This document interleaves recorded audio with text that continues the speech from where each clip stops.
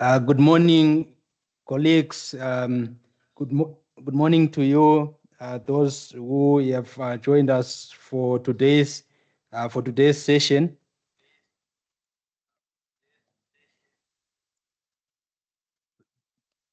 So we welcome all who have joined us for today's session on AI reading and writing software.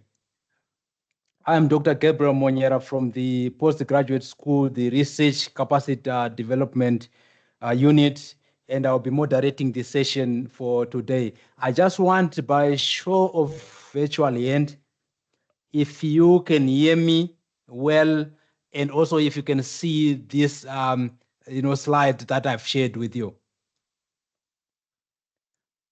All right, thank you so much for the indication.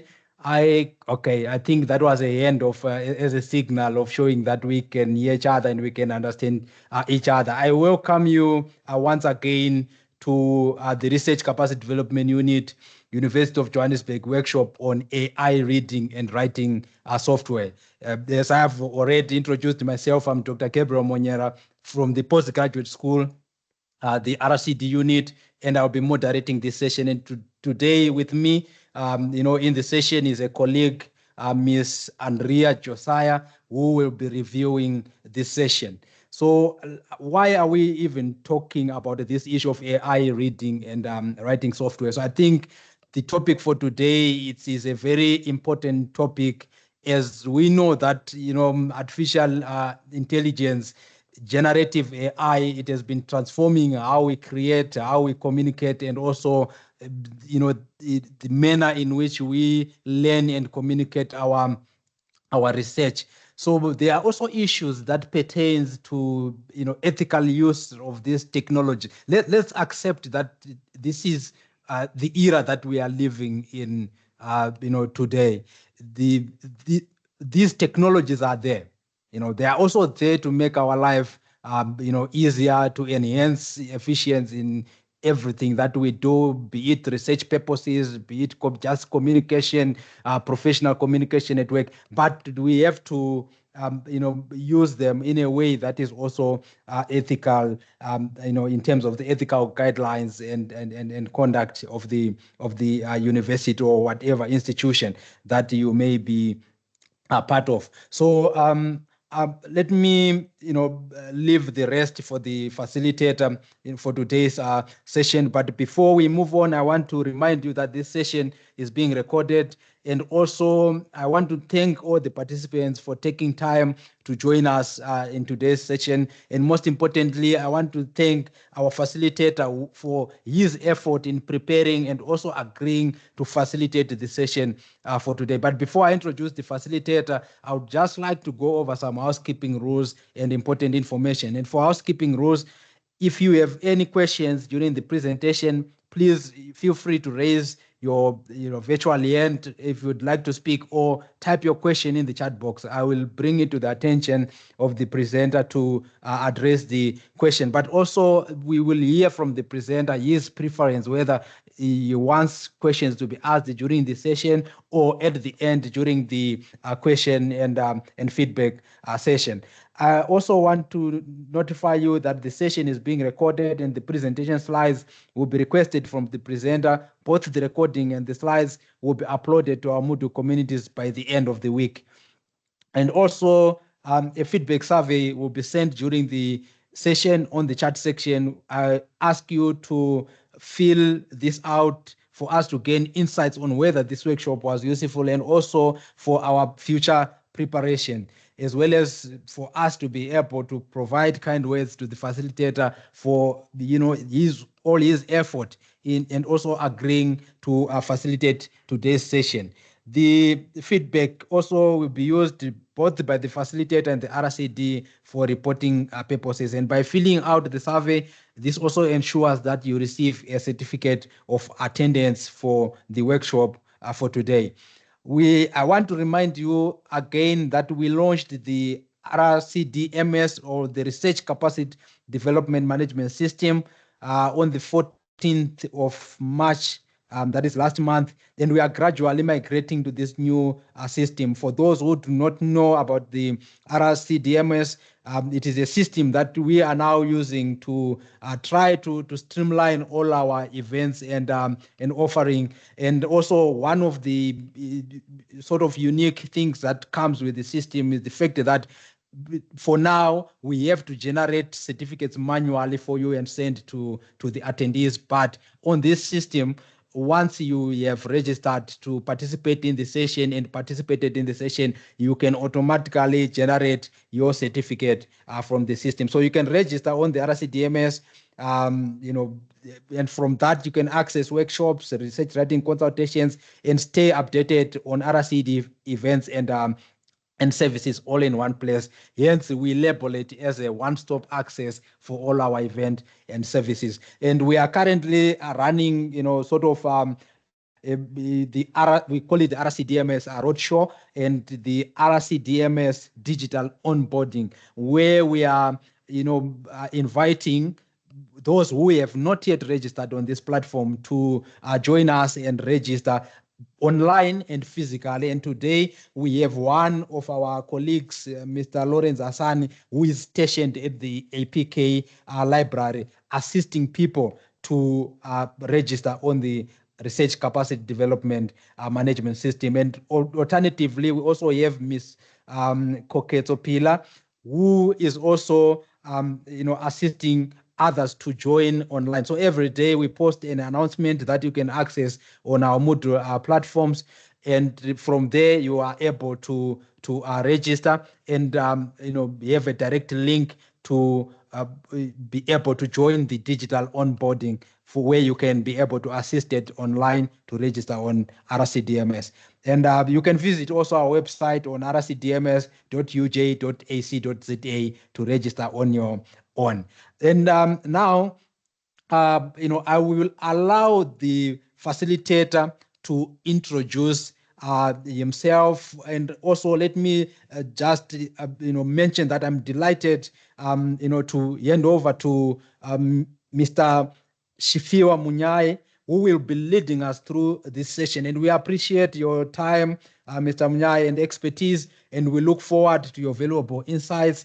I want to hand over to Mr. Munyai, who will introduce himself and then take the session further from here.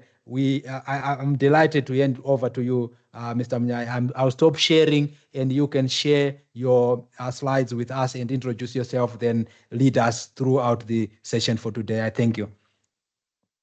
Good morning, everyone. Thank you so much for having me in today's session. And my apologies, this message just came in the morning, and I was like, I didn't prepare much, but out of what I have for today, I'll be able to deliver. Maybe just to start with, before I can share my screen, maybe just to introduce myself. I'm Chifiwa Elphas Munyai, one of the tutors from the Digital Scholarship Program.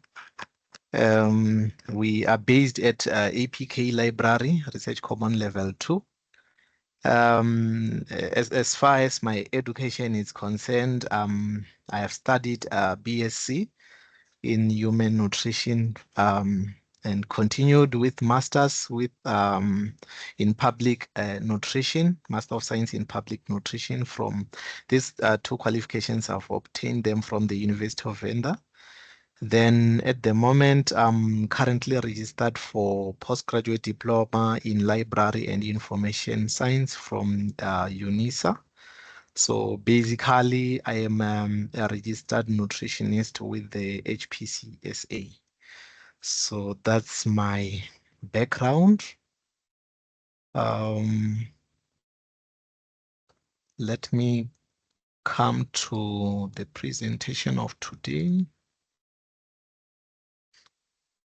Yeah, with regard to questions and during the presentation time, if you feel you have a question, since I won't be able to see if anyone raised their hand, If you can unmute and ask the question, it can still be fine. And I don't know how sorry, long. if I can just let me just bring it to your attention, Mr. Chifio, that I will be addressing the questions on the chat section, also on and as well as on the question and answer section as well. And also, I will allow the mics of the participants to for them to be able to unmute themselves, and only when they have raised their hand, I will give them the platform to talk. Then they can unmute and talk. Thank you. All right, thank you so much. I don't know how many minutes, because it's almost 16 past 10. Is it an hour? And I just saw that even after, is it 12 to 1, I have to present related to info, the graph. Should I just squeeze it in this same time that I have? Or you mean you have another presentation that you are also supposed to make with us for today? Yes, I just saw a time slot saying something like mind the graph at around, I think 12 to 2 somewhere. Mind mapping. Yeah, it's mind the Okay, graph is app. it? It's also you who is presenting that one. Yes. Okay, let me just seek guidance on that. Then I will come back to you during the course of the session. Then I will notify you of what we will do. Okay, thank you so much. Let me All right.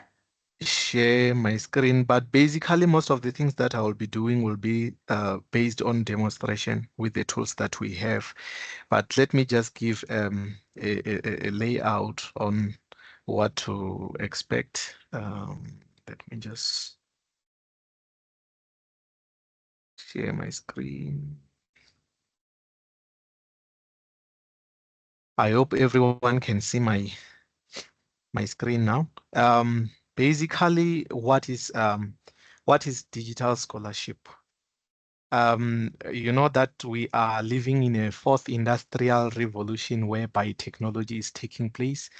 Technology is enhancing a lot of activities, so including in academia departments, we are introducing, or the AI has also got involved in terms of simplifying some of academic activities. So here, digital scholarship is any research that is presented, any research that is done through the use of any AI tool. It can either be generative AI, it can be tools that can be used to analyze data, but anyhow, any tool that you apply in your academic work, it's either you're doing your articles, you are writing your research, you are writing assignments, writing reports, any AI tools, any involvement of AI tools that you can use to modernize or to enhance your work. That is what we call digital tools or digital scholarship. So in our department, we are having few tools. We have Atlas TI, we have ProQuest TDM, and including some of the AI tools, that those are the writing assistant tools and literature tools. So what we do, we normally do a group training facilitations whereby users or any library people, librarians and any other information librarians, if they need a training, we also offer those trainings. You don't have to pay anything. It is freely available. You just come to us, then we have a time with you, we arrange, then we can be able to offer you the services that we have. Either individually, if you need access to the tools that we have, we can be able to offer you, provided that you are a UJ student or staff, you have a full access to these tools that we have. One of other things that we do, we also have individual technical assistance, like in case maybe someone wants to be assisted in terms of using Atlas TI. If you find that you are not understanding, you are not grabbing anything during our sessions, you are still welcome to come to us and consult. Then we'll be able to assist you. We also have, in fact, our services we don't charge. You just have to come and reach us in our office, that is library, APK Library, Level 2 Research Common. Or alternatively, if you have anything, we have an email address that you can send your query. That is ds40@uj.ac.za. So in terms of writing assistant tools, one of the tools that we are having, but this one it's PaperPal. Currently, we don't have it at the moment, but it's about not so long we'll be having it, and we'll be having a way of rolling it out to everyone who wants to use it. So this one is used to polish, it's used to enhance your grammar, it's used to refine your work, basically. We also have Trinker as one of a writing assistant. It works similarly with PaperPal. They are both a polishing tool that you can use when you are writing your work. So I will just go straight to them so that I can show you how they work, what they can do. Together with the literature tools, these are the tools that you can still use them when trying to gather various sources, various articles, when you are writing your research or when you are writing your articles. So I will just demonstrate these tools that we have. And then when we are using these AI tools, we just have to adhere in ethical issues behind these AI tools. Remember that AI has came to assist us to better our work. It is not here to replace our original thoughts. So what I'm trying to say is that if you are using these AI tools and realize that your voice is no longer being heard on your document, or when you read your document, you realize that most of the work that is presented in your document is AI generated. You just have to get that conscious to say that I'm not the author of this document. You just have to take charge of your work. You have to present your ideas generally as they are. Don't let AI controls you. Because at the end of the day, you are the one whose voice need to be heard, not AI. AI is just there to assist us to betterment our work. So you just have to have transparency. You have to declare that I have used, let's say you have used Trinker for proofreading. So because we understand that we are living or the AI tools are there to assist. If ever you have used one of the AI tools, you have to declare to say that with regard to paraphrasing, I have used AI on my research report. So you have to have a transparency before anyone can suspect that this person maybe have used um, one of the AI tools. You have to declare so that whosoever will be reading your document will be aware that, okay, this document has been compiled also using this AI platform. So as I've said, AI is not here to replace our critical thinking. We have to understand that it's there to assist us. We don't want to put all our work, all our tasks to AI. However, we need to control it to say that this is what I'm looking for. I'm having this in my mind, then this is what I need AI to assist me. However, most times people normally consider AI generated information. They just copy, they paste it, they either they refine it like paraphrasing and use it as it is. AI doesn't read articles for us. However, us as researchers or us as students or staff, we still have a duty to go and do a thorough search, do a thorough study on the provided references. We just have to validate if whether the information provided by AI, is it still correct? Is it still aligning with the references? That's what we need to verify before using information that we are getting on AI. And one other thing, we need to also cite proper references. So when I said AI should not replace us, I'm trying to say that we still have a work to go and study.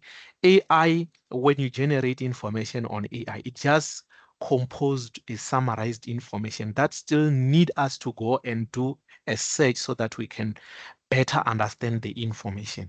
So I will just I think my slide has end here. I just want to take you through this AI writing assistant tool. I'm not sure if I'll manage to keep up with the time, but I'll just try. Sorry, Mr. Mnyai, I need to maybe let's address the issue that he had brought of including mind mapping on this. So the challenge that we are having is that the preparation that we do, it's based on the webinars that we also create where people join to participate in a specific session. So now the challenge now is that there are people who have already registered for the mind mapping. It's on 15. It's not today. So it's on the 15th of this month. So now those people, most likely, some might be part of this session, but most likely there are men who are also not part of this session. So it becomes a challenge there. But if we are welcome to share with us if there's something maybe that you want also to share with the audience that is here, maybe, and also I'm bringing it to the attention of the participants as well that we have a workshop on mind mapping on the 15th. They can also be able to access, to register and participate in that workshop. I will also post the link that they can use to register for the workshop. Thank you. All right, thank you so much. Okay, from my browser, I'll just type. I just want to go straight to our LibGuide and show you if you need any access, how you can do it. From there, I'll just do a preview on our LibGuide in terms of services and tools that we have. Then furthermore, that's when I'll get straight to the tools that we have. So let me go straight to my browser. But there's two ways that you can follow. But then I'll show you even the simplest way. Let me just go to UJ library. I'll just go to UJ library LibGuides. Let me open. So I'll go to all guides. So our LibGuide is called Digital Scholarship. This is our LibGuide. Then once I click there, it takes me to the interface of our LibGuide. You can also go straight to our LibGuide by just typing Digital Scholarship Sphere. You will also arrive to the same page. So the first page or the first interface that appears is a full description on what Digital Scholarship Sphere is all about, the type of services that we have. So as I've indicated that if you need access to our tools, you can complete a request access form using your UJ email address.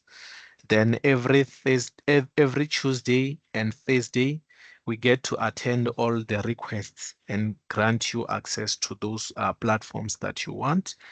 With regard to consultation, you can complete requests or you can complete this form. and further notify us that you need an access or you need a assistance with related to this portion of your research, so that we can arrange as to when can we assist you. So on workshops, currently we are running workshops that is Wednesday and Thursday. Every Wednesday we have a session from 10 to 12 a.m. and then from Thursday it's 6 o'clock p.m. till 8 o'clock p.m. For those who are unable to attend our trainings during the day, they can join us on the Thursday from 6 to 8. We are having two trainings, that is AI based and also Atlas based training. So some other weeks will be focusing on AI and other weeks will be focusing on Atlas TI.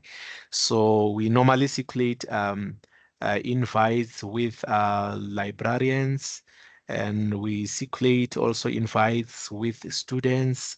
Normally they receive these invites on their personal email address. We just got a database of students who have registered, then we circulate our invites on their personal email address. So normally every Monday we circulate those invites. If we don't have trainings for that week, that's when you won't get anything. So let me still go to the LibGuide as I've indicated. So the training and consultation, these are the forms that I was talking about. Then we have a Scopus AI that I will also take you through.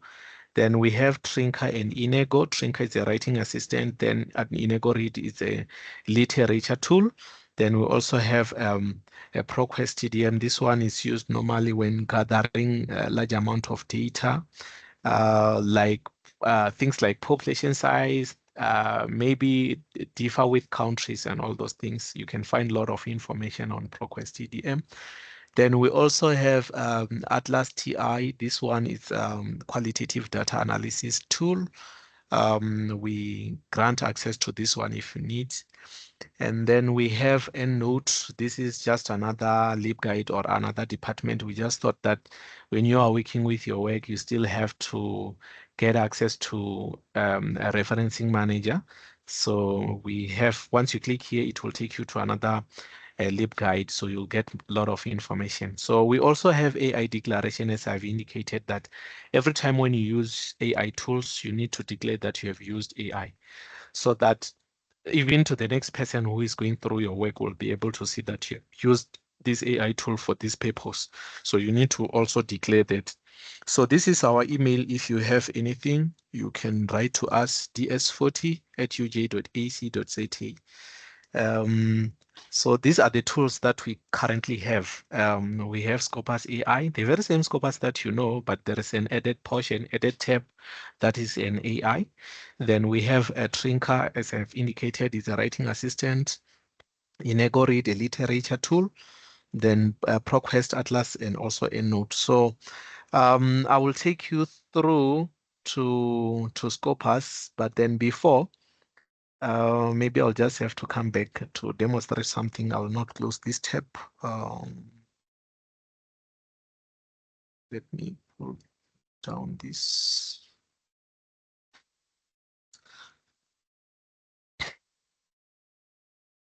Okay, I'll just come to my browser and type. I just want to demonstrate how Scopus AI works. And on this one, it is found in a library, UJ library databases. So this one doesn't need any account upgrade. You just have to freely access it on the list of databases, UJ library databases. Sorry.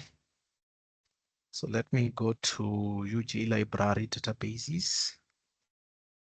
At some point, due to issues of databases, sometimes when you access it, you might find it not opening due to the issues in databases, technical issues on the databases. But basically, you can access it freely.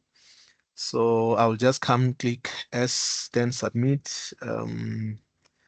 After submitting, let me locate Scopus AI. Here it is. Then let me open.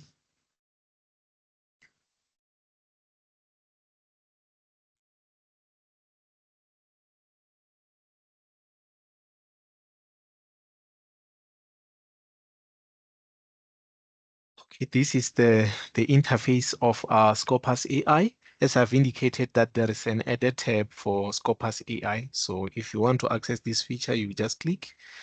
Then it will open a box here where you can put your prompt. Or maybe let me just put one prompt. I'll just use one prompt across all these Copilot boxes. Let me see, digital transformation.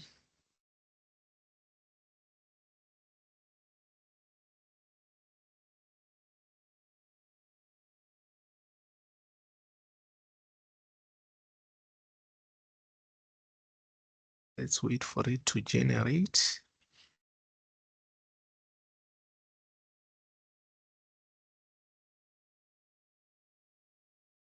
So this information is AI generated.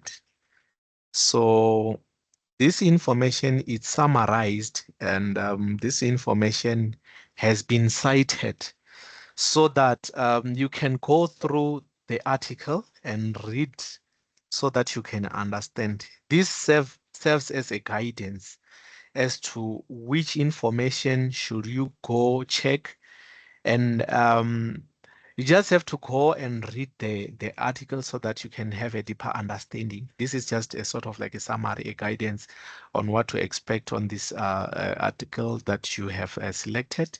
So in this display, these are the numbers that represent the articles or the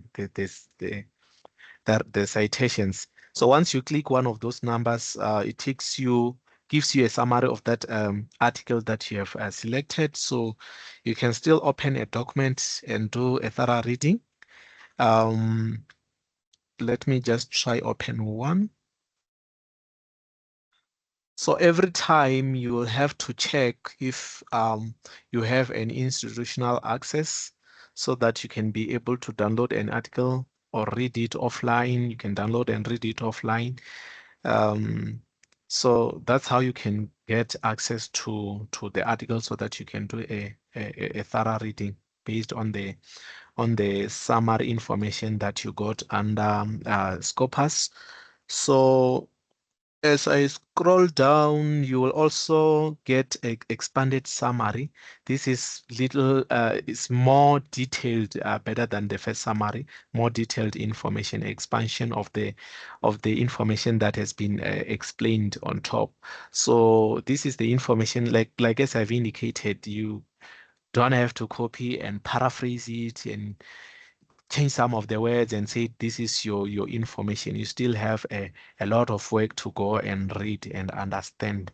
AI is not here to write for us, but we are here to use AI to help us write something that we understand. So it's not replacing our thinking capacity.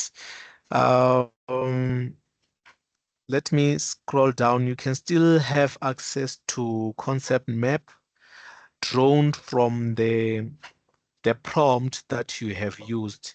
So you can still do a follow-up on the links that have been provided on your concept map. They are clickable for further search based on those options or subheadings given on the concept map. You can still click.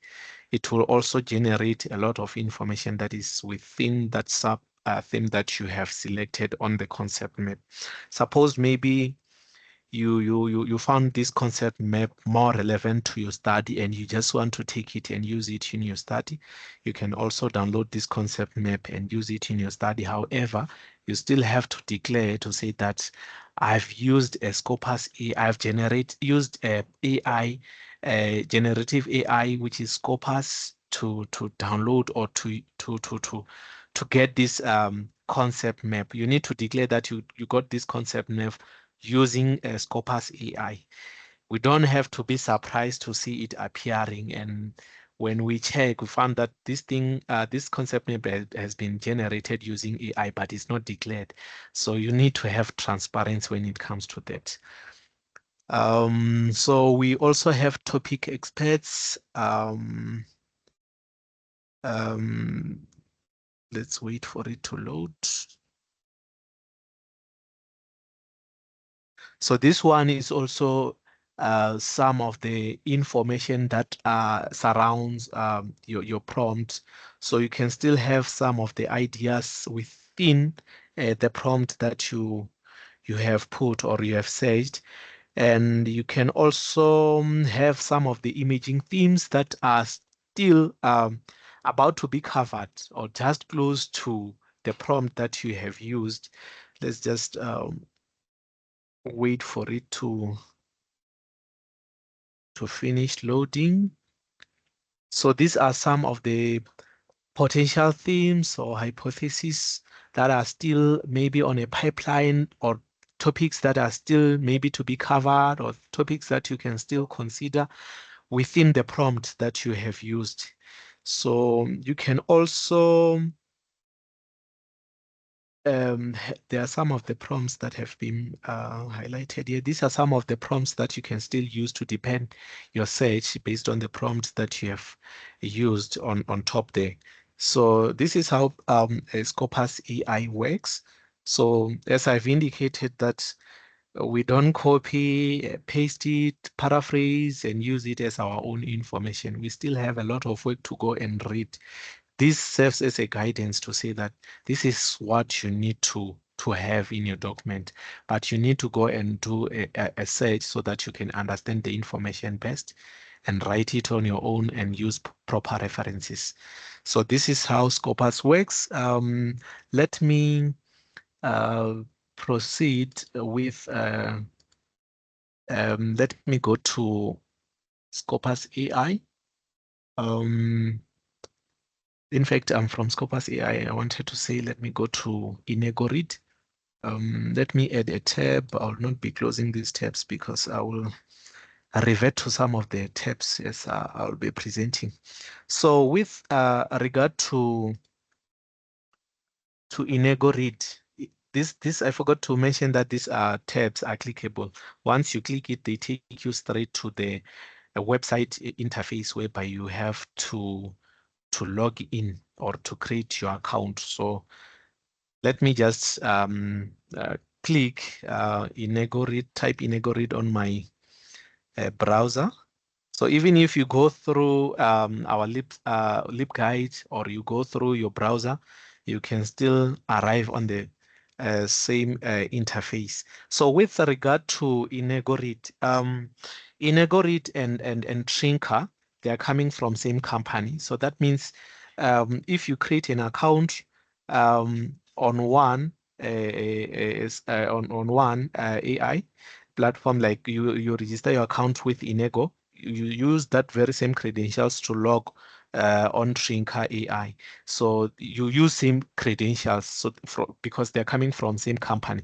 And then what happens is that if you need access to this platform, what you do, you complete a request access form, then you specify that you need Inegoread.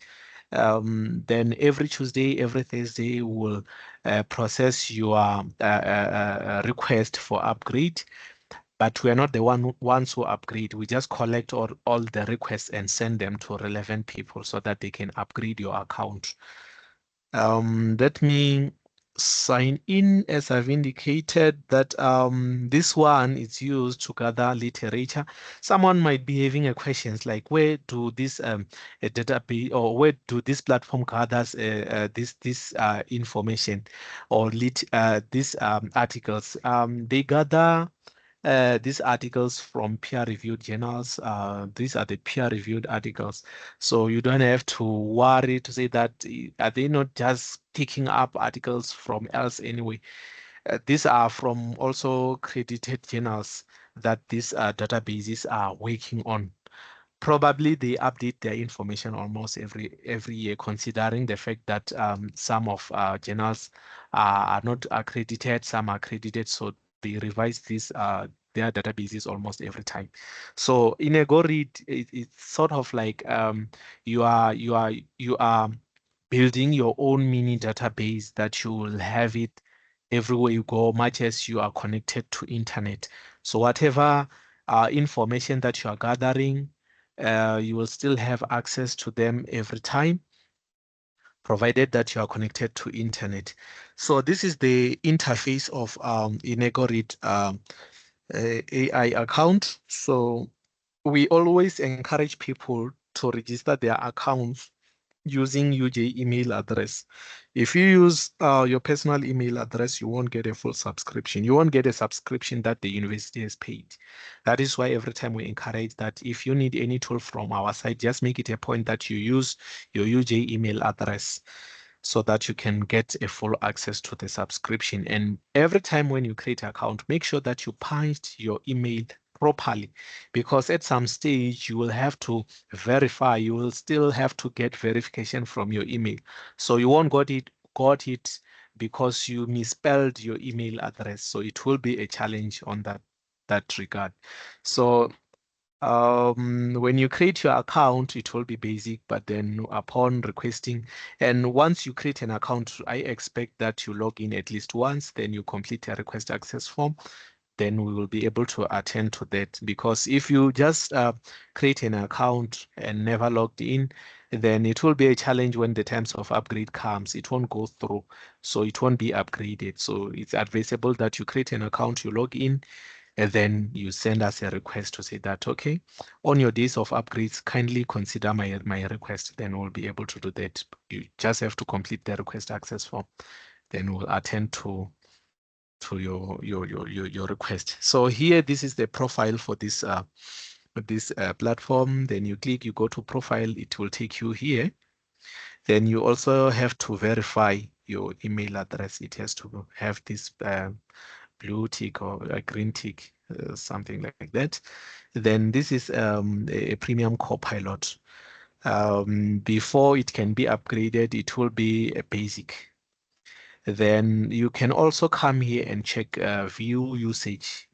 These are the limits that we have, or the parameters that we have.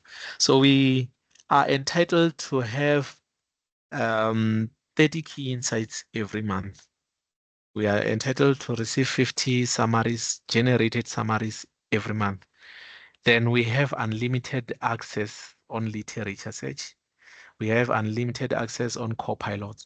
So sometimes you might find some of these key insights and summary not working, not realizing that you have exhausted these credits that have been provided here.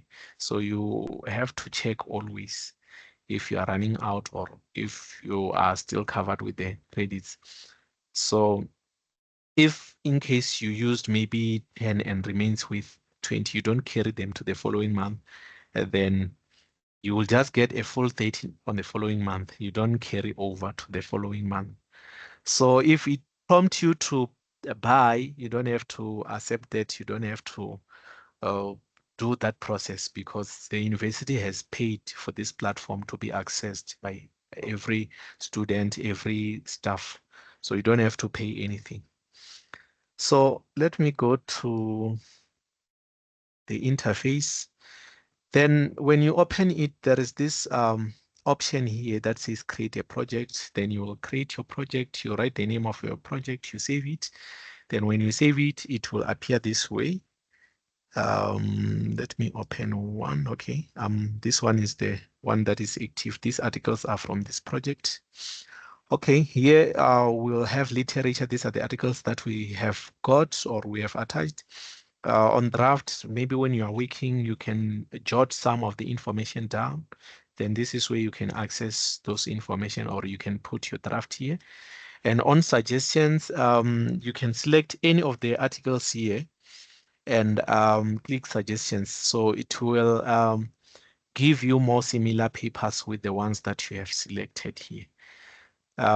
So here on a filter, this is where you can filter the articles or the literature that you have to say that, okay, because I'm having a lot of articles, let me just sift only the ones that are not older than 5 years. So you can use this tab. to do that. So for this platform to run or start working, at least a minimum of 1 article you need to upload so that you can get more related papers. You can upload more than one depending on how many articles you have at that moment.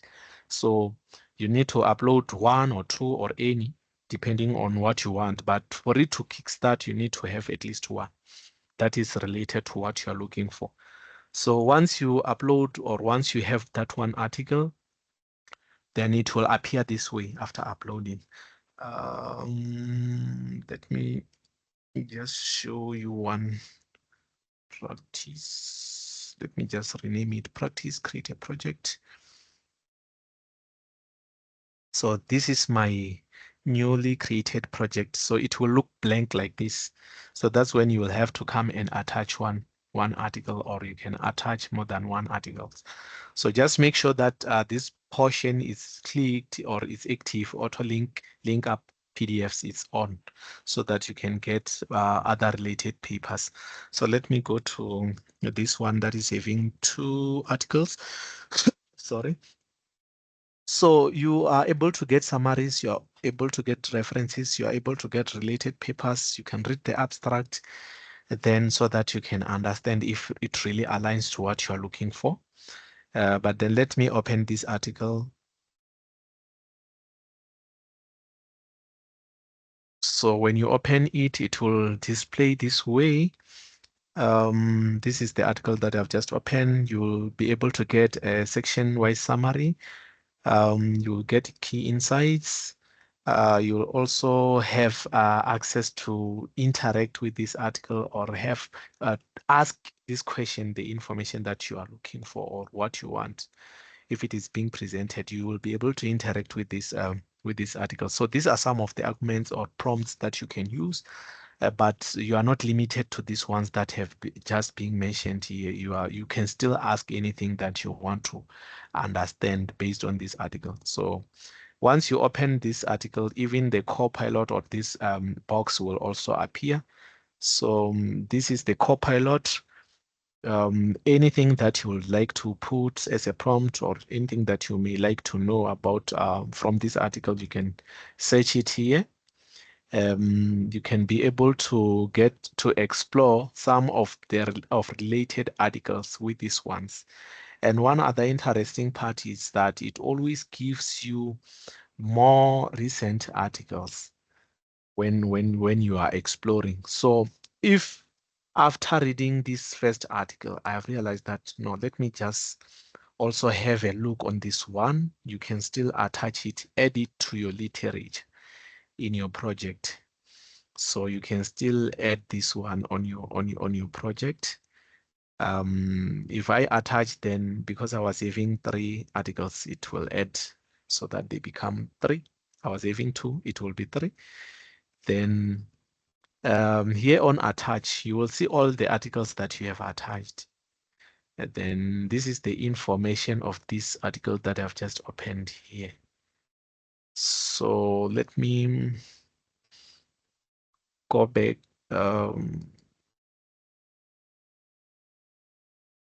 So I forgot to mention that if you want to read this, let's say maybe I've attached this article. If you want to read it offline, you can still download.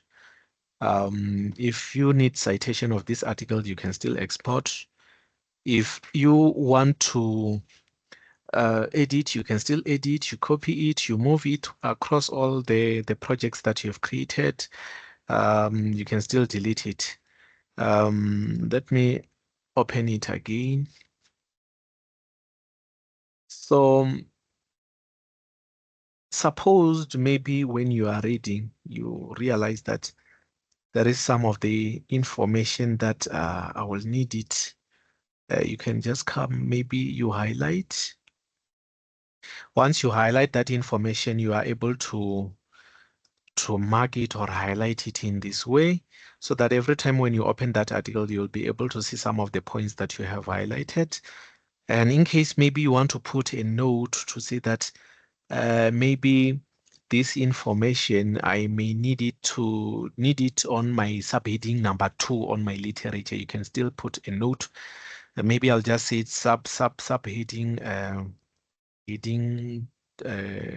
heading 2, then maybe literature. So every time when you open this article, you'll be able to see where you have highlighted, where you have put a mark. Let me open the note. This is the note. Then again, if you want to get maybe another related information with some of the points that have been made on this paper, you can still highlight that point. Let me just highlight the whole of this line. Once this pop-up message comes, you can still copy this, maybe paste it in your Word. Then if you need related papers again, you still have to click. So it will generate another articles that aligns with the point that has been emphasized here as I've selected. And again, these are some of the parameters or filters that you can still use to say that on these articles generated, I still need information that is not maybe more than 5 years. You can just put your years range. Maybe let me just say 2024, 2024. Sorry, 2024 to 2025. Just need articles that were published in between these two. So these are the articles that which were published between 2024 2025. So after reading the abstracts, you can still add them to your literature. So this is how Inegoread works. This is how you can gather literature using Inegoread. So if you have found that, okay, this article is talking about, let's say, knowledge management, and you need another articles that relates to another theme, then you can still upload that other article that talks about some of the aspect that you're looking for. You can still upload it and do the same. You will be able to gather a lot of literature based on the articles that you have selected. So let me quickly again go to Trinka. Trinka is an AI writing assistant. You can still come here on your browser, you type Trinka AI, or you can still go via our LibGuide and also type and also click the icon on Trinka AI. Okay, let me just go through this one. So if you have already created an account on Inegoread, if you have started by registering an account on Inegoread, you are also able to come here and log in using that credentials. If you have started by registering an account on Trinka, then when you go to Inegoread, you'll be able to also log in using that very same credentials. So this one is a writing tool. It enhances your work. You can do proofreading. Yeah, let me quickly open it. But for you, if you don't have it, maybe you are starting to create an account, you don't have Inegoread, you can come here and start for free. But if you have already created an account on Inegoread, you just come and log in here using your UJ email address. Let me log in. So this platform, as I've indicated, you register using UJ email address. So once you create an account, it will be basic. Then you have to write to us that you need an upgrade. However, for our statistical purpose, you can still write to us to say that you need an upgrade. But however, this is something that you can still do on your end. You create an account using UJ email address. You will see a prompt here underneath saying that get email. Click get email. You go and activate your account. Then it will be fully running. You'll be able to have this logo and institutional access here. So this platform works with credits. So you will receive 30 credits every month. If you use 10 and remains with 20, you don't carry 20 to the following month. You exhaust them. The next month you will get another 30. So this is how the Trinka works, because some of the features requires those credits. So here on this interface, maybe before I come here, there is a dialog box here whereby if you are experiencing any technical issues, you can communicate with the Trinka company. Here on my left, I'm having tabs here. This is my drive where you can upload your documents or your document. that you want to use in this platform. But if you didn't upload, or yes, let me say you didn't upload your document, you can still access this other tabs.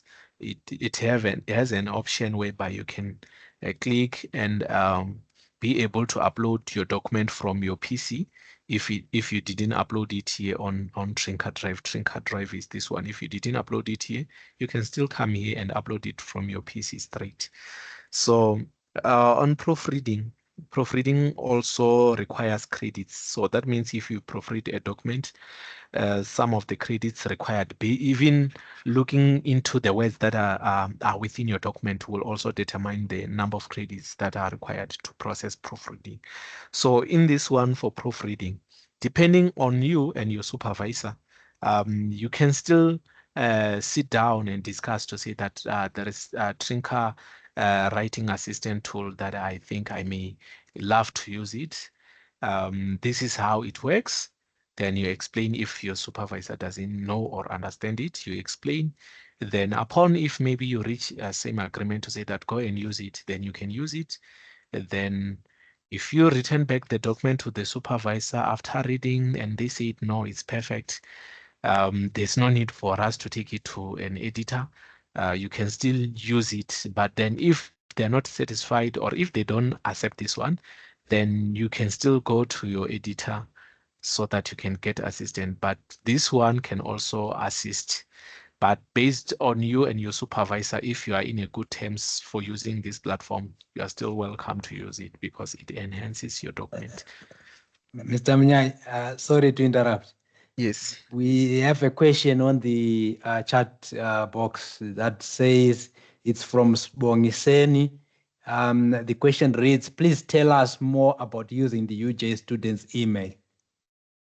Okay, thank you. Then there's also another question from Azaria.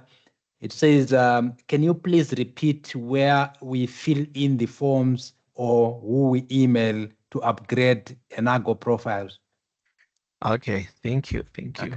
Okay. Let me take you back. Okay, or let me just demonstrate, but I'll just be quick. You just go straight to your browser, you type Digital Scholarship Sphere. You type Digital Scholarship Sphere. Once you type Digital Scholarship Sphere, this is what you're gonna see. Then you come to this first option. When you are in this first option, this is our interface for our LibGuide. Then you will be able to see these access forms. So this is where you can, this is the form that you need to complete. So for further email, this is our email where you can reach us. We are also based at Library APK Level 2 Research Common. You can also come if you are not understanding anything. So with regard to UJ student email address, all the tools that we have from our site are linked to UJ email domain. So that means anyone who's having a UJ email domain, if they need access to our tools, they have a full access. Because we can't issue access to our tools to someone who's using a private email address or a Gmail account. We are not quite sure yet if that person is from UJ. So for reporting purposes, we know that we are saving UJ staff, we are saving UJ students. So that's why all our subscriptions are linked to UJ email domain. So once you use your private email address, none of the codes, none of the links that will send will work if your account is registered using your personal email address. I'm not sure if they are covered. Okay, let me proceed. Maybe if the questions were answered well, then the participants who have asked the questions can just indicate in the chat box, or if there's any other follow-up questions, you can indicate them in the chat box. Alternatively, you can raise your virtual hand, then you unmute yourself and speak to the facilitator. Thank you. Thank you so much. Coming to the citation formatter, normally this one can also assist if you happen to use a manual way. Then you can still access this feature so that you can align your references. So there are styles that you can select, but we don't have Harvard, UJ Harvard. We have Springer Harvard, depending on where you are submitting your document. If it is article, depending on also on the journal that you are submitting. These are the style formats that you can select when aligning your references.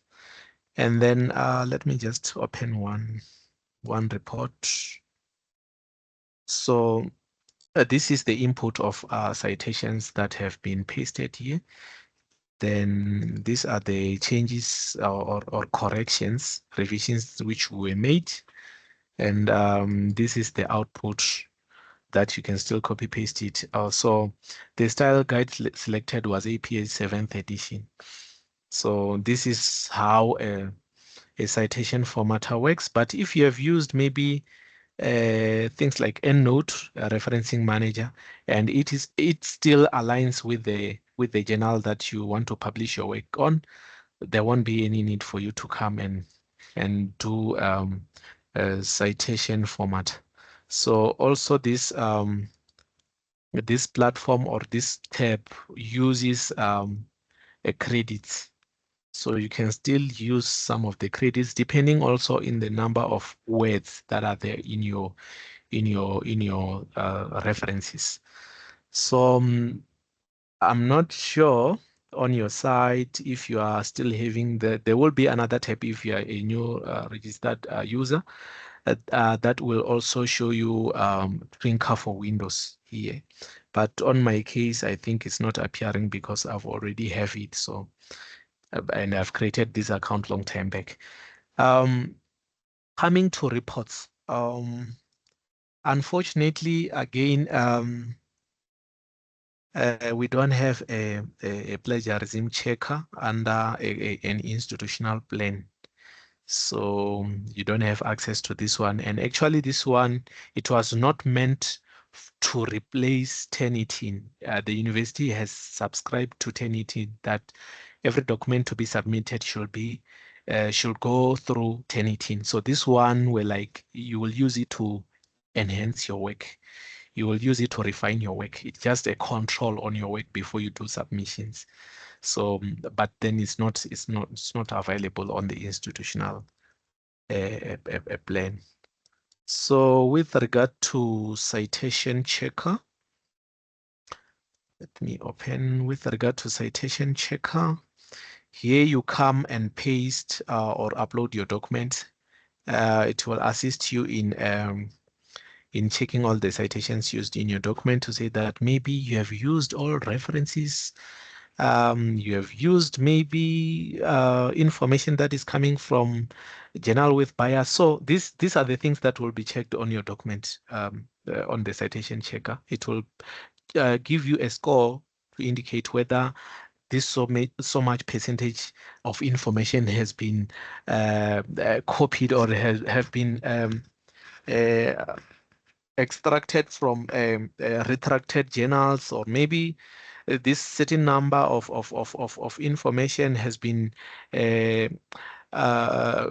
taken from articles that which were published long time ago, or from unverified journals or journals with bias. So you'll be able to see. Just unfortunately, this one cannot display the summary, but this is what you are going to see, or this is what you're going to see, that this document has been composed by information that is mostly come from retracted journals. So it will just give you a control to say that you'll be able to modify and rework your work and use maybe recent articles, also considering this review.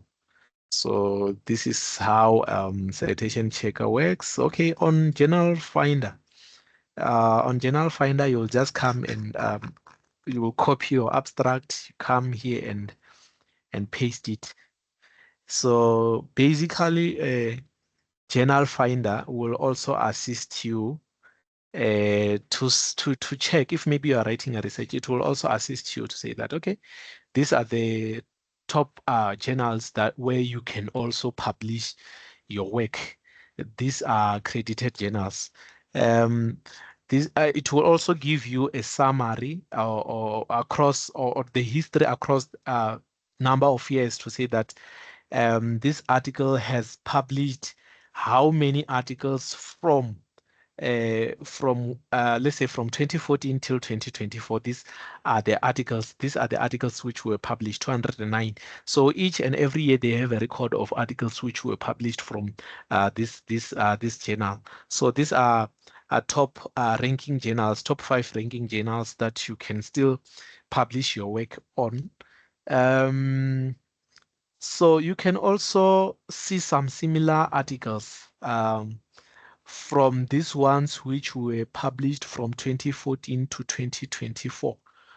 You can see similar articles that aligns with the abstract that you have pasted on that prompt box.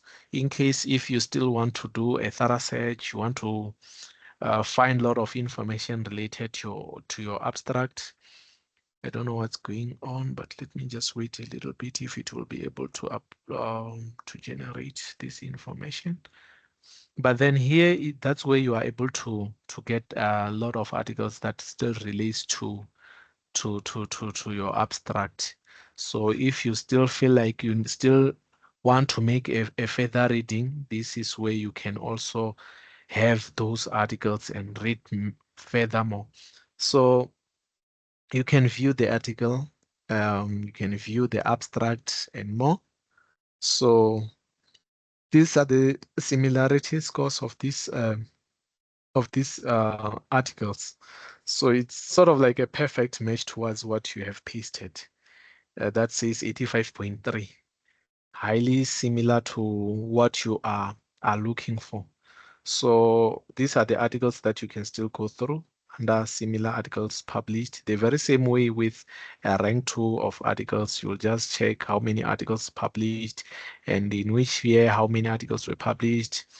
If you can also check the similar articles, then you can still find them and do a thorough search based on your study. So this platform also gives us access to Microsoft Word add-in. You can still access some of the features in your Microsoft Word document, like proofreading, paraphrasing. You can still have an access. Same applies with Mac. You can still have that access. So basically, that's how Trinka works. Let me take you through again.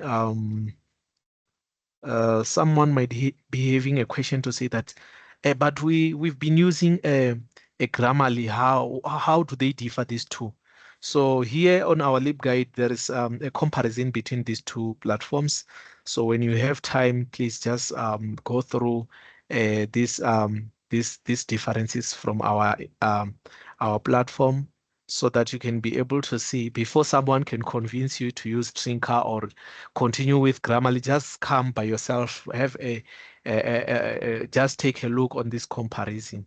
If whether you still want to proceed with one of the tools, or you still have to use Trinka, or you want to continue with Grammarly. So basically, some of people might be like, they will write to us to say that grant us access to Grammarly. We don't have Grammarly on our side, but we have Trinka. So for Grammarly, it's found in CAT department. That's where you will find a Grammarly. Okay, let me also, I forgot to mention this. Okay, I've talked about AI declaration, that every time when you use these AI tools, you also have to declare that you have used this AI tool when doing this and this and this and this. So we have a document here that will give you an overview as to what is it that is expected when declaring your work that you've used AI. So you'll just have time and go through this, but let me just scroll down to the appendix that I need you to have every time when you have used your AI. So this is an appendix that you have to have in your work. It doesn't necessarily mean that you just have to have it the way it is, but basically this is the information that should be within your document to acknowledge use of AI. Here we have name and surname, student, staff number, faculty, department. You will also have this one. Where were you using this AI tool? Was it on assignment, academic articles, report, research? Then where were you submitting this? Was it in a module? Was it maybe for journal purposes, for publisher, or when you are publishing? Then you will still have to confirm here or declare. So you will specify the name of generative AI used, the purpose, and also explain the extent of that AI tool. So on AI tool, when you send or you submit your document for proofreading, so it will also give you a summary of revisions which were made on your document. So as I have said, that it will also vary or depend on you and your supervisor if they accept even also the revisions that were made. If they're not satisfied, you can still also proceed to an editor. But if it is fine with that's with your supervisor, it can still be fine. Let me proceed. These ones that I'm going to present now, we don't have them as yet, but then they are still on a pipeline that not so long we might be having them. So someone might, maybe end of the session, might be saying, hey, please grant me access to one of these tools. We don't have them. I repeat, we don't have them at the moment. But when they are made available, everyone will know that we also have these tools that comes from Editage. So we are having. Hello? I'm sorry to interrupt. There is a follow-up question on the question that was said. Can you please repeat where we fill in the forms or who we email to upgrade Enago Okay. profile? So the follow-up, no, it's coming from Sibongi Sen, who said, please tell us more about using the UJ student email. So the follow-up question is, I'm not sure where to find the student email because every time we only use your link to get access to this training, for example. Okay. For you to get, as long as you know your Ulink password, what you can do, you go to and log in. I will show you two ways where you can access your student email address. Okay, the first one, you just have to go to Ulink. You go to Ulink, you log into your Ulink. When you log into your Ulink, you come here to UJ Tools, Software Apps Email. Then that's where you click. Then you scroll down, you come here to Email, MS Outlook, UJ Email Service, you click. So you download a version of web, you download for Windows, Mac, Android, and or iOS. So this is the format of your student email. It says student number at student.uj.ac.za. So this is another way whereby you can also get access to this UJ email, and then alternatively, you can still go to log into Office 365. So I open Office 365. So when you sign in, you put your student email, that is student number at student.ac.uj.ac.za. So you'll put your email address, you'll put your password, which is a Ulink password. Then once it opens, you'll be able to navigate Outlook. So when you arrive to this platform, either you come here on apps or you go here on this app launch. So all these options will still take you to your email. Let me click here on the app launch. This is your Outlook. So once you click Outlook, it will take you straight to your email address. So you'll be able to communicate with us using that platform. You'll be able to send some of your requests using that platform. So every time maybe you are encountering a challenge, suppose maybe you are having a problem with Atlas TI installation, we are unable to send you a Teams link when you're using your private email address or your institutional, maybe organizational email address apart from UJ. So we will be unable to assist you on that regard. So we always emphasize that you use your UJ email address. I'm sure I've covered that. I was still saying that these are the tools that we don't have as yet, but soon will be available. They're coming from Editech company. We have our Paperpal, which is a writing assistant, works similarly with a Trinker, but if you get to use these tools, you will also be able to track differences between these two tools.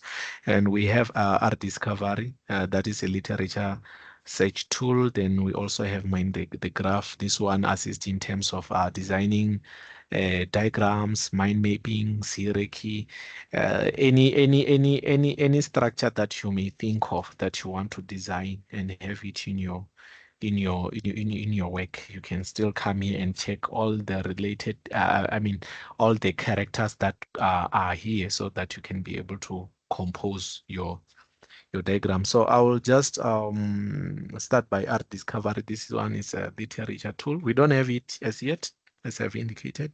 So I'm just presenting so that you may have a knowledge as to which other tools are upcoming. So here on literature, on art discovery, as I've indicated, that is a literature search tool. So you will come here, you will put your keywords, the paper title, or journal, or DOI, if you know the DOI of the article that you have. But for now, let me put, as I've said, that I'll just use one prompt across all copilots.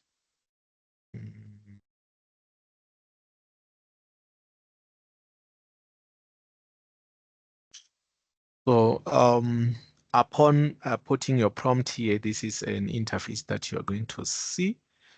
After searching, so on my right here, you'll be able to see save search. In case if you want to go back to that search again, then you will be able to save this search, and you will retrieve that search again from this option on my right. And then here, these are the feeds. Feeds are this information or these articles generated.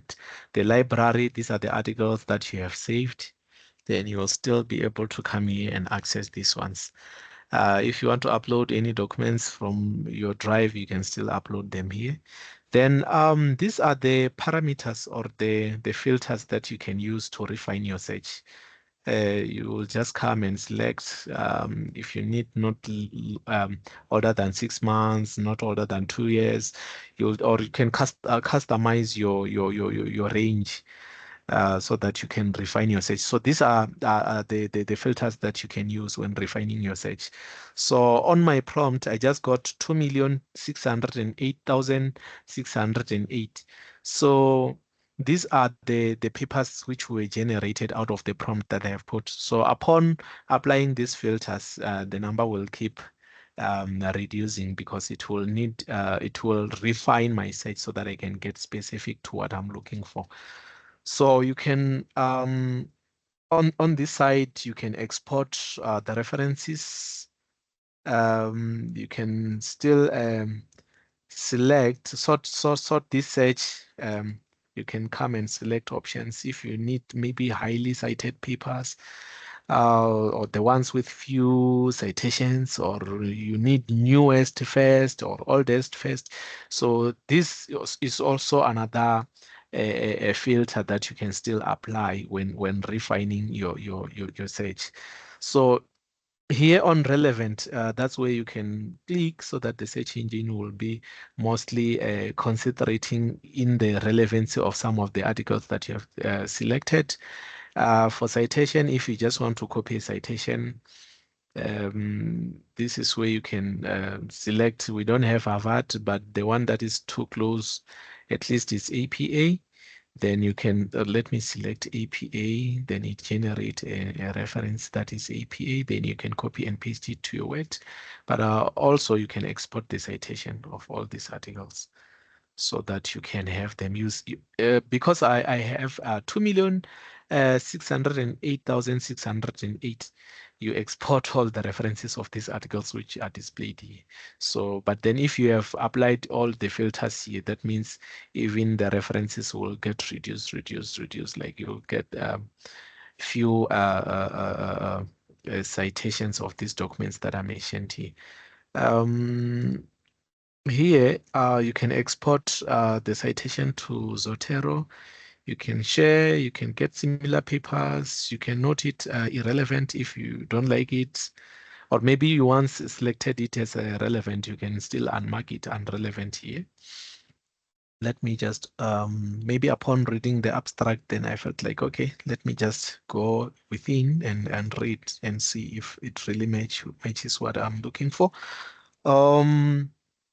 So upon opening the article, as I've indicated, you can be able to share, you can save it, and it goes to library. You can export it to Zotero or Mendeley if you're using it, but the UJ is subscribed to EndNote, and then you are able to open the link that will take you to the article. And in some of the search, you can be able to download your article, but then sometimes you will be unable to, sometimes you will see an option whereby you will just have to check any institutional access on this point. So you can still listen to the audio of this paper.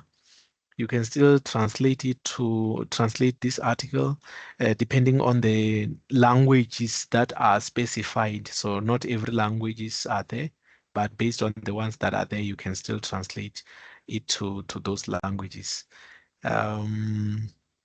So if you have anything, maybe you need to communicate with Editage, you can still schedule a call with them. They will get back to you, then you will be able to communicate with them. They will address your queries. So these are the articles that are related to the one that I've just opened here.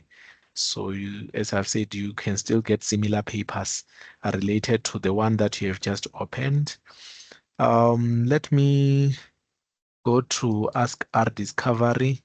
Let me put my prompt, DG. Digital transformation.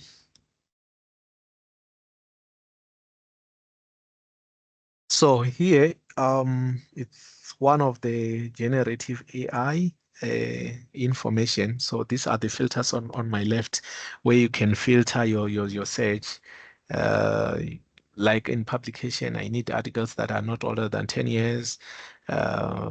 These are the filters that you can play around to refine your search. So this is the information that has been generated by R Discovery. So you can see that it's having in-text citations. These are at least a summary of what you can expect. It's a direction.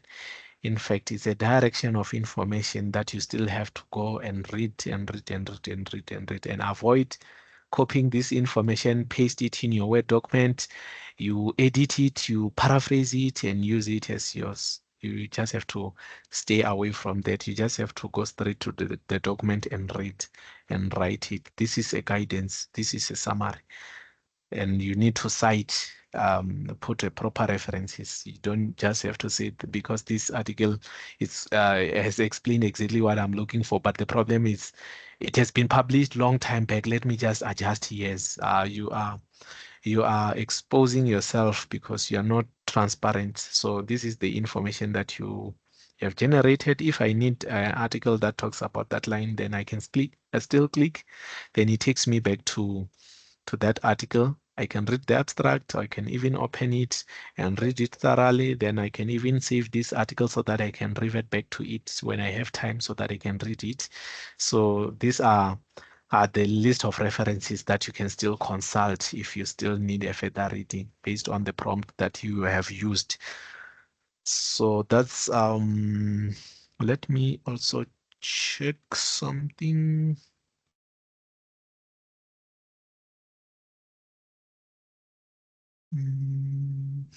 So you can also have an here it indicates that mobile app. I've never tried this Chrome extension, but PayPal. Okay, I think I'm presenting something that is about to come, but you can also check if you can have this mobile app. I've never tried this, even the extension. So for this ChatGPT, you can still get the proper prompts that are scientific through using Ask Art Discovery. So for scientific and information, you can use this one other than ChatGPT. Let me close. Let me proceed to PaperPal. So with PaperPal, it's a writing assistant tool that will also refine your work. And at least in this one, we have access to to check plagiarism. It generates a similar a report with the Turnitin, but as I've indicated that you need to follow a proper protocol to say that you need to use pure Turnitin when submitting your work. So these ones you can use them just to refine your work. So you can still use this platform to also enhance your work. So this is the interface of PaperPal. Once you have logged in, you will be on my left, you'll be able to chat with a PDF. If you have just uploaded a PDF, you can just ask any prompt that you have, or any prompt that you may like to know based on that article. You can still create a web document. You can have a Microsoft Word add-in on your Microsoft Word document. Let me just open Microsoft Documents and then I'll show you. Then you will also have an overleaf. An overleaf is sort of like when you are using Grammarly. Normally there will be a pop-up box or icon that will be tracking all the progress in your work, or that will be doing revisions in case maybe you have misspelled some of the words, punctuations, suggestions. So it will be tracking, making revisions. So if you click that one, you can also see all the revisions that are being highlighted. Same applies with Trinker on the desktop app. As I mentioned that on my side, it was not displaying. I'm sure maybe it's because I've created an account long time back. But then when you install that desktop app, you will see a T icon here. I'm still saying on a Trinker, you will have a T here that will keep tracking. So same applies with PaperPal. They do have an overleaf that will also assist you in suggesting revisions on your work. You can do plagiarism check. These are also submissions check that you can also access. So let me create new web. Create new web document.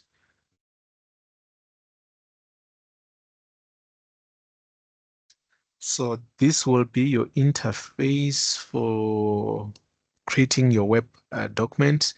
Here you will put a title of the document. I'll just write practice. So this is your document that you have created. So here, when you click here, you will be able to access these tabs like clear formatting, copy to clipboard, duplicate, delete. Then on the plus sign, these are some of the prompts that you can use. Write a paragraph on, extract key takeaways, use notes and draft outline, more ideas. You can still, under a write, you can paraphrase, trim, make academic, and you can translate. You can ask a research question, search for a paper, cite from library. So these are some of features that you can still access. These features, some of them are also displayed on my right here on this tab. So these features that are available here. Some are also available even here. So let me just come check one of the. Oh, okay. Let me just click. brainstorming. Under brainstorming, how can Pepperpal help you? This is where you can put your prompt. Like I'll be like, okay, let me just write okay, digital. I need a brainstorming under digital transformation.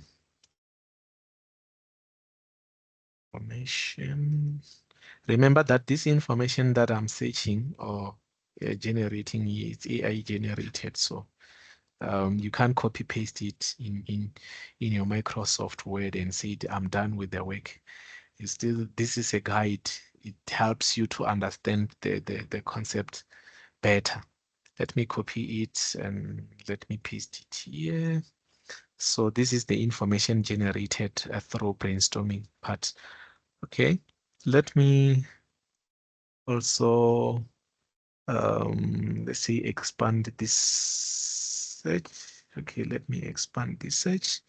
Once I expand this search, it's going to generate another information that is still based on digital transformation.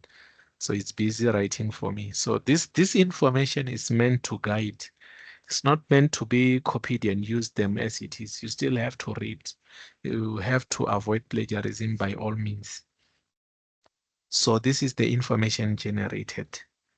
In case maybe this is my abstract, I'm just moving to the next option under edits. Okay, let me just.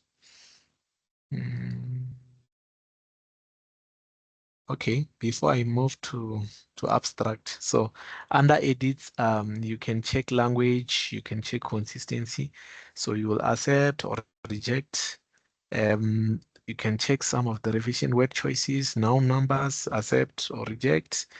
Then verb form, prepositions usage, word choice, paraphrase, rephrase, verb noun. These are the features that you can still apply in your work here. Then it will also take you to where that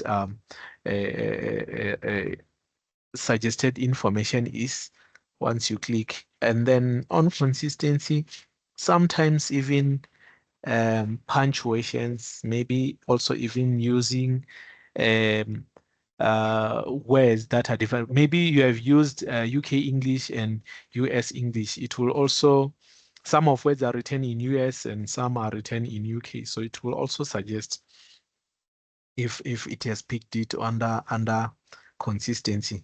So under rewrite, that is what I was also demonstrating. You can paraphrase, can make it academic, you can trim. Here on trimming, it's sort of like when you are having an abstract that is more than 500 words, and where you are submitting it, you have to have abstract that is having less than, let's say, 450 words.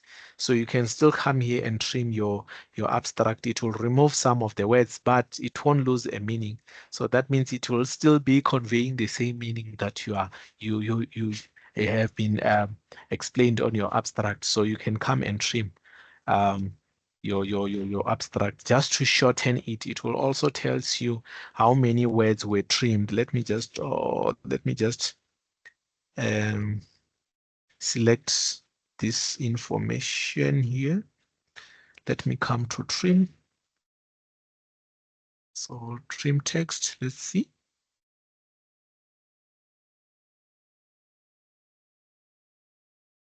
So if it is your information that you have, maybe you've been drafting it coming from articles, then you can't paste it because you want to trim it. Then you'll trim it and copied it back to your Microsoft Word. It's not AI generated if you have composed that information through from reading articles and you put it here on this platform, you trim it, you copied it back to your document. So it's not like it has been, it's not generated by AI, but it's your idea coming from what you read on articles. You composed information. It's not AI generated. So even if you take it to this trimming portion and trim it and take it back, it's not AI generated. It's your original thoughts. It's your original information. You just use this platform to assist you to adjust there and there, but the idea behind is still yours. It has been presented from you, not AI generated. So here on research site, you can still ask questions, you can still search for papers. So you'll be able to gather a lot of information or articles. So here, these are some of the languages where you can translate your work on. As I've indicated that we don't have a lot of languages, but you can still, if you feel like your document need to be in Chinese, you can translate it to Chinese. Let me try and see. Mr. Minyai, Yes. sorry to interrupt. We have another question on the chat box from Spogisen. It says, I'm happy to tell you that now I have signed up for Elsevier, Algorithm, ProQuest, TDM Studios. And when are your sessions conducted? Because I saw one email where you talk about morning session and evening session. Okay. If the person can visit the personal email address, if you have registered, then kindly check every Monday. I normally send invites on a personal email address because that's the data information that we got, and we send you invites on your personal email address. You can also ask with your information librarian or your librarians as to where can I find the slots for trainings. But what we do normally every Monday, we circulate invites to all students that we have on our database. We send emails to your private email address. Just check emails that are coming from munyai@uj.ac.za. Just check those emails. If you are receiving that, it's fine. But if not, then just make it a point that we include you on our mailing list. So you'll be able to get all the invites for trainings that we have. And also, we train, like for ProQuest TDM. ProQuest TDM, we don't train, but we can link you up with the company so that they can assist you with all the information that you want. So basically what we train Atlas TI, we train Trinker, Inego, PaperPal, RDiscovery, Mind the Graph, and Scopus AI. These are the tools that we are currently conducting trainings on. I'm not sure if the person is covered. So no, thank you. I think it is answered. But we'll await if there's a follow-up. Then they can post it on the chat section. Thank you. Okay, thanks. So these are some of tabs that you can still access under this platform. So including interacting with a PDF, you can still upload your PDF and then be able to prompt it or critique. So that's how PaperPal works. You can also let me click the plagiarism checker. You upload your document. Let me see if I can see some of the documents. Okay. I'll just open one. So similarities will also be indicated. So you will upload your document here. Also, this platform, I think it works again with words.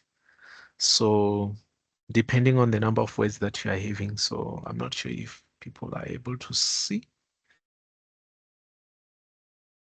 So this is a PaperPal plagiarism check report. I just want to go straight to the report. No, it's not displaying, but then you will be able to, I'm not seeing any of the, but okay, let me view a demo report so that you can see how it looks like. Yes, it has been powered by Turnitin, but you can use it for refining your work because it's within PaperPal. But for submission, you need to use pure Turnitin app that has been paid by the university. Okay, let's wait for it to load.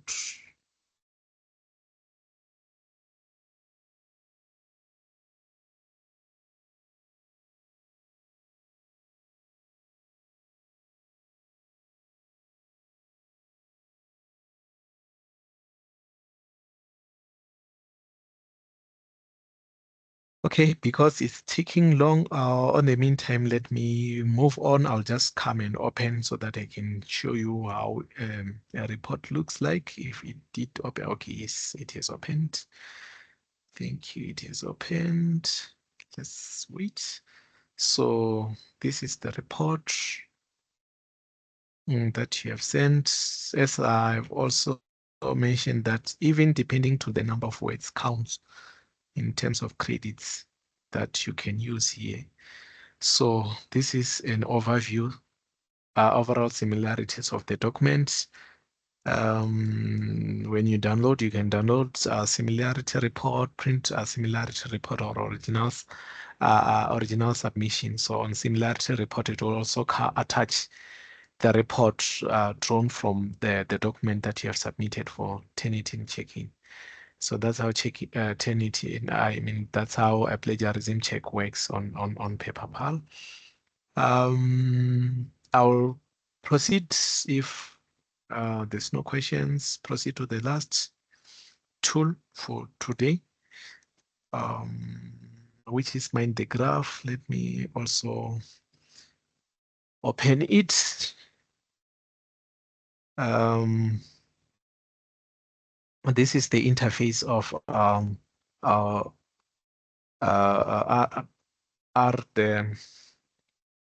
Mind the Graph. Sorry, Mind the Graph. So here you will find all your creations, anything that you have designed. These are the gallery. These are the templates that you can still use them when designing. These ones are some of the tabs like pricing institution. So basically, let me just scroll down.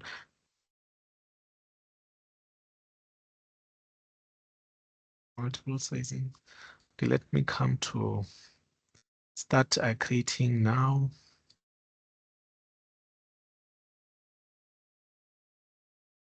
Okay, it's not allowing me. But then most of the creations here, you can use, you can create diagrams that are specifically, mostly this app supports most of the health related or health allied fields.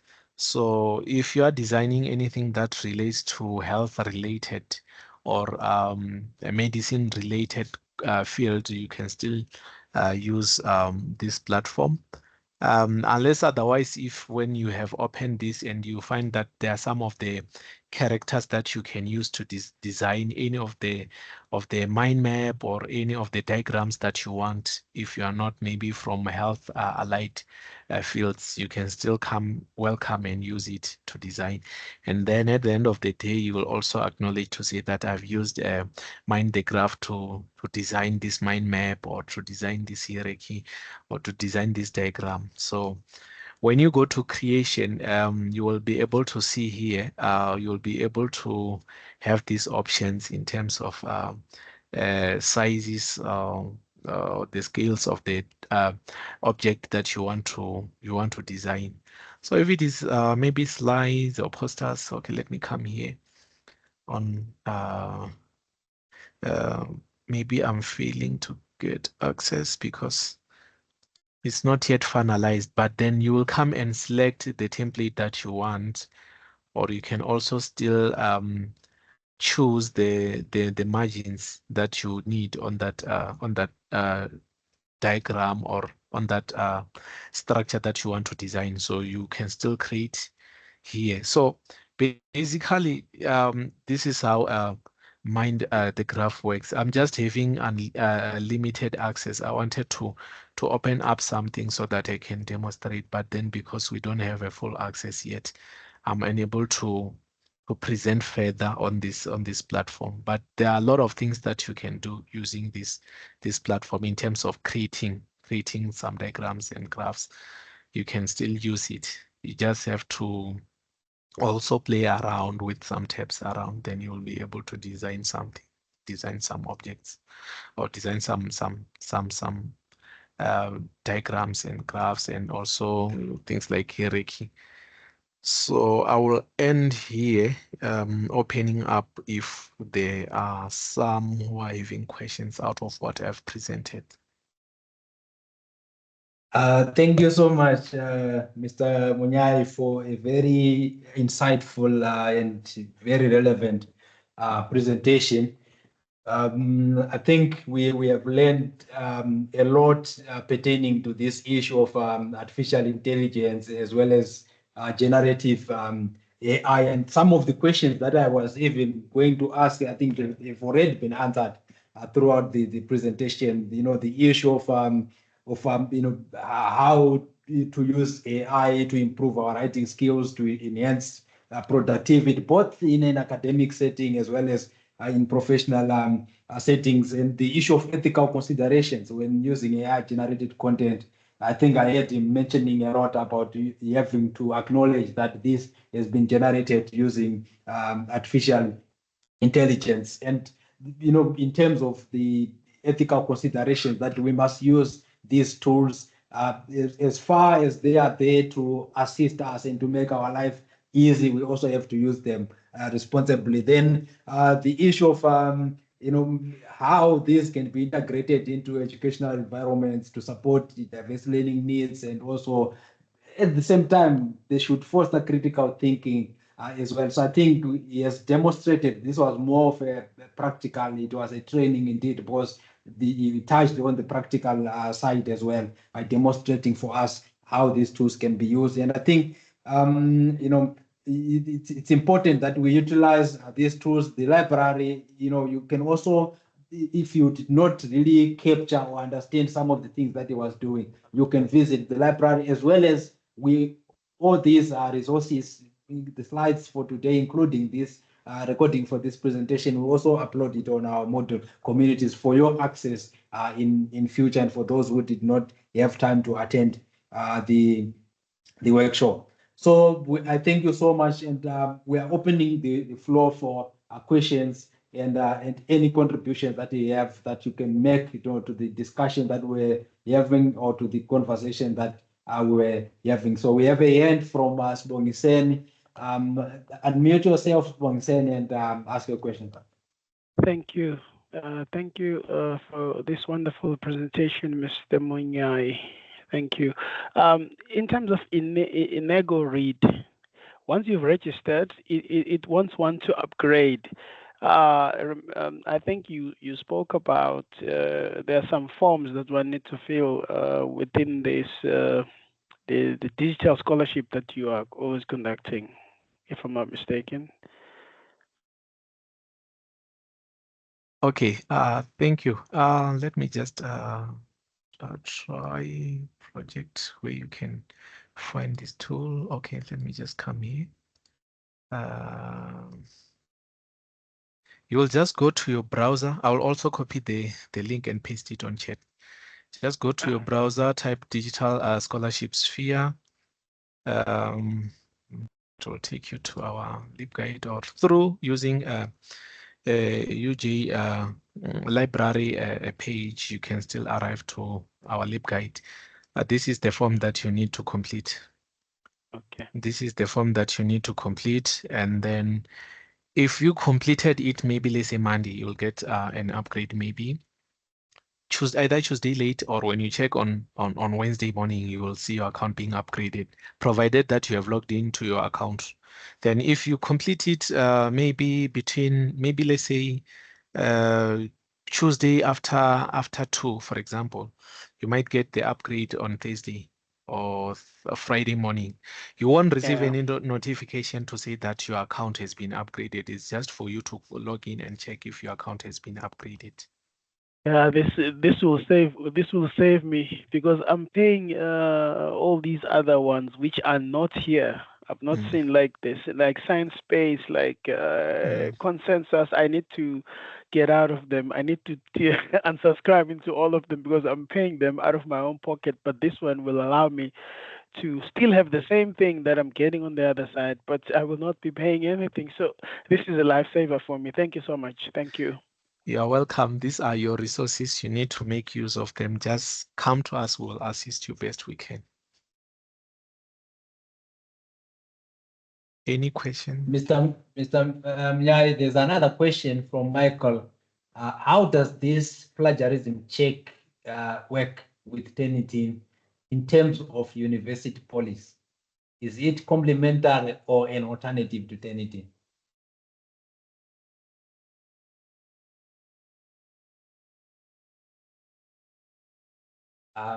Mr. Mnyai, can you hear me? Oh, thank you. I forgot that I mute the mic. Yes, I was saying that basically most of the work that we do as academics, we need to do send our documents for Turnitin, but also depending with some lecturers, if they don't need that, then it's on their side. But if it requires that, that's when you need to submit your document for Turnitin. All right, thank you for that. I think, Michael, if the question has been answered well, you can indicate for us, or if you have a follow-up question, you can ask. I also see there's a hand up for... Hi. Yes. Yes. It's Lemo. Just right, need to just to clarify on the declaration form.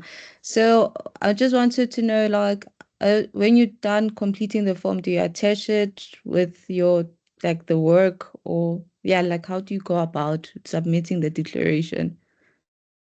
Okay, thank you. It has to be part of your document. It's either you attach it maybe on the last, maybe, or before references, but it need to appear in your document. Whether you put it maybe in the first or last, but it has to appear in your document that you have used these AI tools. You are declaring all the AI tools that you have used. All right, thank you. If there's any more questions from the participants, you can raise your hand and mute yourself and ask the question, or alternatively, you can type your question in the chat box. Then I will alert the facilitator to attend to the question. I see a hand up from, let me just, I can't, from Given. Oh, it's Singo, our youth. Can you hear me? Yes, Singo, we can hear you.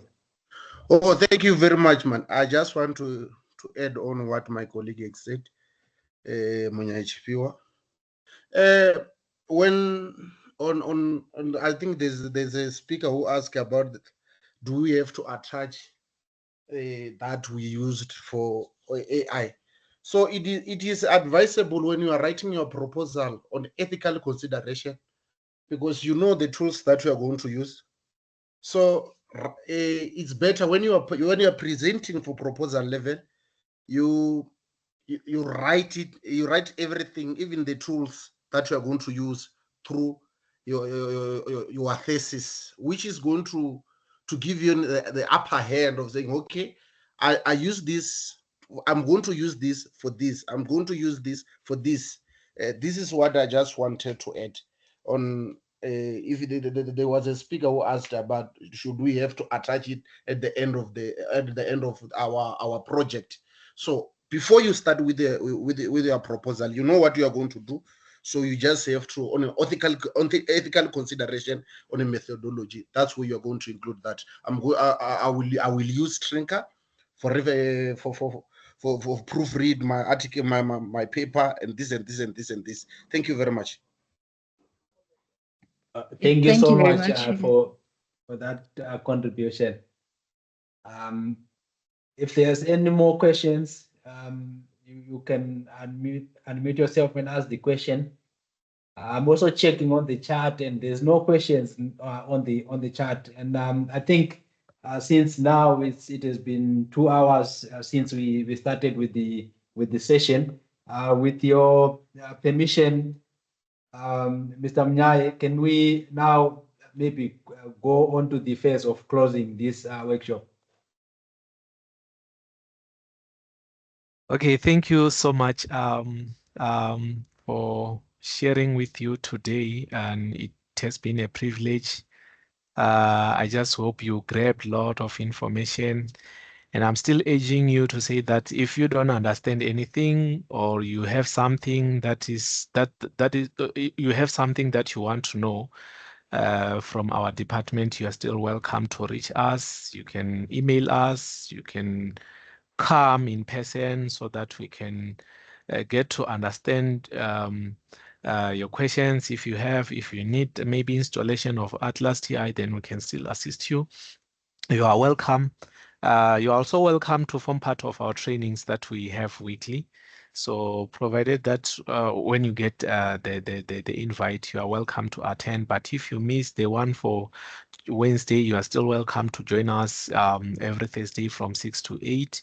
So if there is anything that is troubling you within from the apps that we have, just come to us so that we can sort it out. I understand that you might not be aware in some of the features, how to use them. So you are still welcome. If you are there at APK, just come to us, then we'll be able to assist you. These are the programs that are aiming to assist you. So you must make use of them. If you don't understand, just reach to us so that we can see how best we can assist you. So on this regard, I thank you all for participating in this session. It has been a great session. So I'm just looking forward to assist you together with my colleague who's Given Singo.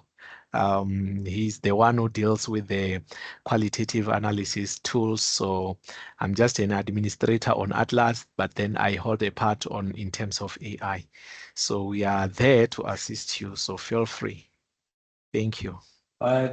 Thank you so much, Mr. Mnyai. And we also, as the RCD, would like to express our appreciation to you and the participants for taking time to join us, for this session, and for you, in agreeing and also preparing and facilitating this workshop. So I also want to bring it to the attention of the participants, that we launched the research capacity development and management system, and we are gradually migrating to that system. I've shared with you in the chat box details on how you can register to be able to utilize the research capacity development management system. And you can also visit the RCDMS at UJ, rcdms.uj.ac.za, where you can get more information, as well as the platform where you can